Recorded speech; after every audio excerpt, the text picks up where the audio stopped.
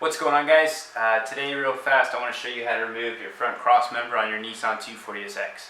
So let's go ahead and jump into it. Okay guys, so I'm removing my front cross member because I have the angle kit coming in the mail from CinderTrack Fab. I'll link him down in the description. You guys might have seen him on More Skid's channel.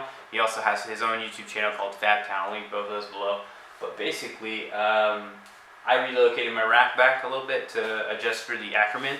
And what that means is that I took my cross member out, I cut down the middle, I removed an inch of material, and then I put it back together on plane, welded it all back up and everything. And that's just going to adjust for when I get my modded knuckles. It's going to make it so it's not so pigeon-toed, if that makes sense. So it's going to kind of correct the suspension geometry. Since we're cutting our knuckles, we're removing material and we're welding back together and extending our LCAs and tie rods to give us more angle. So with that being said, we're going to go ahead and start removing the cross member. And if you have any questions, just make sure you drop them in the comments down below. So to do this, step one would be to crack the hard lines on the bottom of your strut tower there.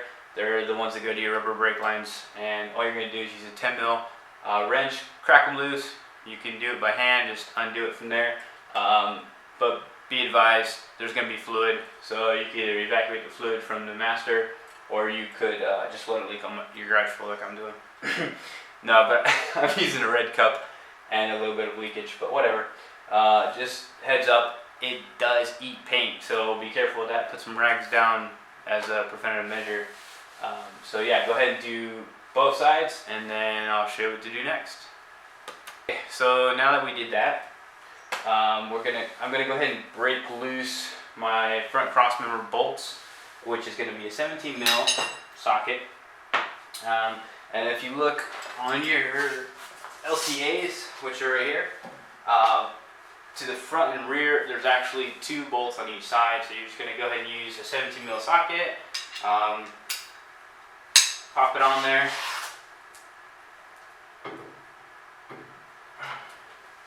And if yours is like mine, you're going to need to actually get some of that sludge out of there. So I kind of put it on the nut there, and then I just back it up, and then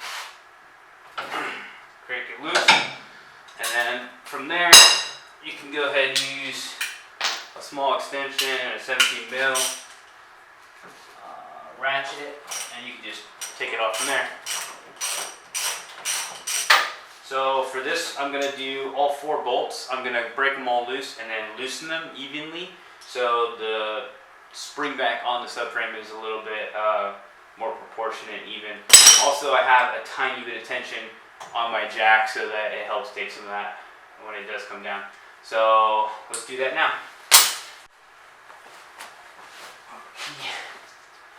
Okay guys, so the next step is going to be to take a 14 mil socket with an extension. I'm just using like what is that, like a 2-inch extension or a 1-inch extension. And then you're going to do the same thing with the breaker bar, but this time we're going to break loose our sway bar. And make sure that once again you get that crud off the nut there, smack it all the way up against the subframe, and then break it loose. And so obviously we're going to go lefty loosey, righty tighty, right? So do the same deal. There's 4 bolts on each side of the bushing. Crack all 4 loose, and then you can take the whole thing off in one piece. But actually for this one, what I'm going to do is I'm going to take all the bolts off, and it's still going to be attached to your LCA over here, and then I'm just going to drop that with the subframe. So go ahead and do that now, and then we can move on to the next step. Also, just to note, you're going to want to take this bolt out here, and that's going to be a 17 as well. Just take that out, and then this whole thing will drop down because it's connected to your LCA. So that'll make that super simple for you as well. Real quick, just so you guys can get a quick look, this is your front cross member, and then here's one of the bolts to take it off. Here's the other one just back here by your tie rod. And for the sway bar, it's just going to be right here, one there and one there, and that's all you gotta do. Another thing I would do right here is, as soon as you take off your sway bar, it's gonna kind of come down like this and smack your jack there. So be prepared for that, and kind of you can hold on to it with your other free hand.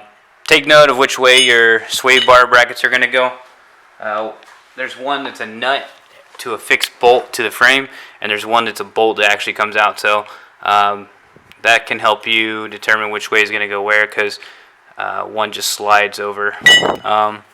And go ahead and put your bolts and your nuts back on the frame. That way you don't lose those. And now we can go ahead and finish removing the coilover bolts.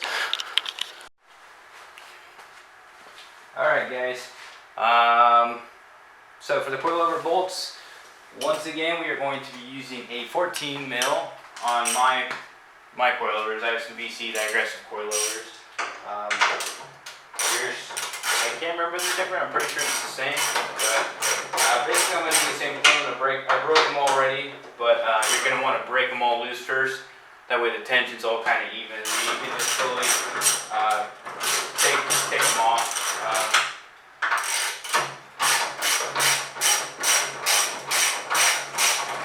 I like to just do everything as even as possible. That way there's no major load on everything. And so your coilovers might actually drop down here. They probably will. They'll probably just drop down. So make sure you grab it when you take it off so it doesn't ruin your coilover. Be careful because you don't want anything smacking you in the leg and hurting you.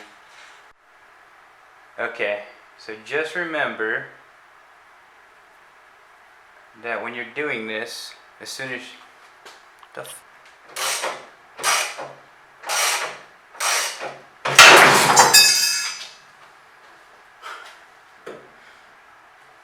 okay, and there we go. So the coilovers are loose, and they both are kind of just staying up because of the knuckle right now, so that's good. Now we can just take off our subframe bolts and we're good to go. Alright, so as we know, our subframe bolts are 17 mil, and there's 4 of those, so I'm just going to go ahead and take those off right now.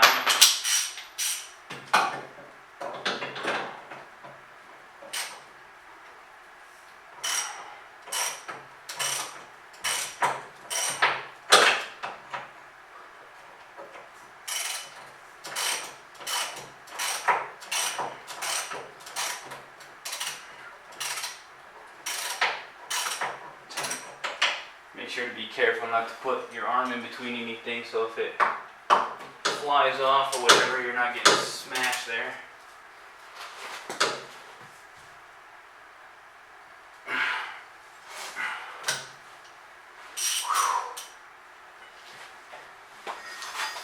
So I'm just gonna finish taking this off with the impact.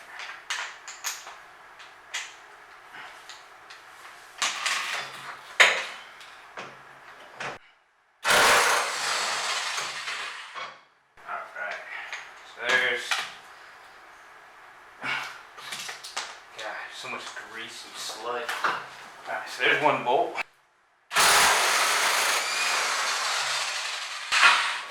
There's 2.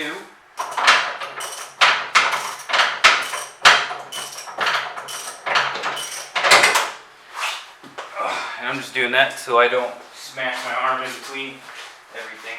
Kind of straighten out your wheels. Okay guys, so this is the last step. Just make sure at this time that you disconnected all your power steering lines, everything's disconnected, and your brake lines, make sure those are disconnected on the side. The rubber hose connects to the chassis, and the hard line connects to the rubber hose through the chassis, so make sure you make 2 disconnections there on each side, and you should be good to go. Alright, time to die, subframe. Okay, so I've made sure everything is disconnected.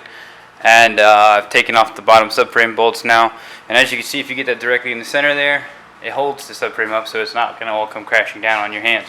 Also, it's going to be held up a little bit by the tires there, so you're making sure to smashing yourself between the sway bar, and that's pretty much it, man.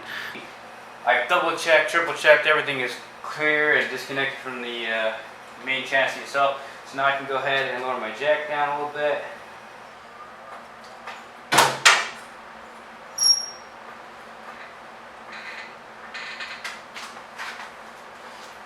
Alright, so our bolts are all clear. We are now disconnected from the chassis there, and we could probably just roll it straight out. Just like that.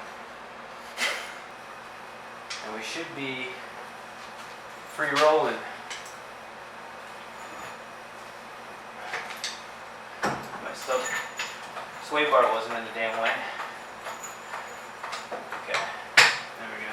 So I kind of pushed it back under it, further toward the back by the rack, and then hopefully that will hook it. I can kind of pull it out.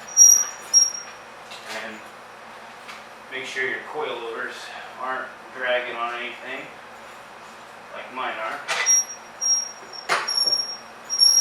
There you go. You can kind of just wheel them out. Just push them back and pull your wheel forward.